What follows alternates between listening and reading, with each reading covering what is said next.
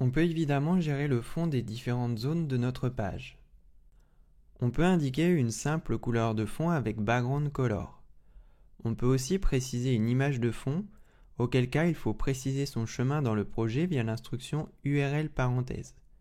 Attention à ne pas mettre d'espace entre URL et les parenthèses. On voit que par défaut l'image de fond se répétera dans les deux sens. Si vous souhaitez qu'elle ne se répète qu'horizontalement, on précise repeatX ou repeatY si la répétition doit être verticale et noRepeat pour l'annuler. Les zones pouvant être très grandes, ce qui risque de faire de lourdes images à charger, on fait en sorte autant que possible, si le fond est homogène, de ne charger qu'une toute petite tranche de l'image que l'on fait se répéter. Attention à ne pas confondre background image et background tout court. Background image permet seulement de préciser l'URL de l'image sans les autres options, tandis que background est le raccourci qu'on utilise pour tout préciser et c'est généralement lui qu'on utilise. Dernier détail, même dans le cas d'une image de fond, on précise en dernier une couleur de secours. Imaginons qu'on mette une image de fond presque noire. Nous aurons alors passé le texte en blanc. Mais l'image de fond risque de mettre du temps à se charger, voire échouer si la connexion s'interrompt sur mobile par exemple. Le texte sera du coup blanc sur blanc et donc illisible.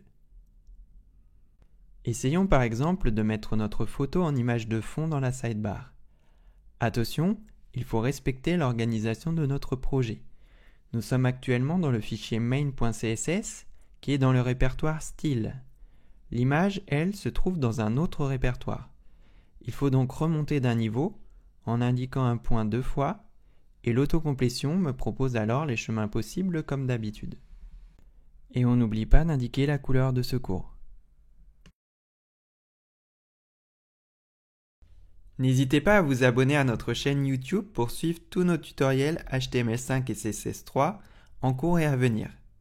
Cette vidéo fait partie d'une formation HTML-CSS complète avec des outils méthodologiques pour devenir un intégrateur professionnel et avec un exercice corrigé du cas pratique par excellence, la transformation d'une maquette Photoshop en page HTML-CSS. Retrouvez-la sur notre site web formationhtml5.com et inscrivez-vous à la newsletter pour obtenir des coupons de réduction. Et pour suivre l'actualité du HTML5 et du CSS3, rendez-vous sur notre compte Twitter @formationhtml5.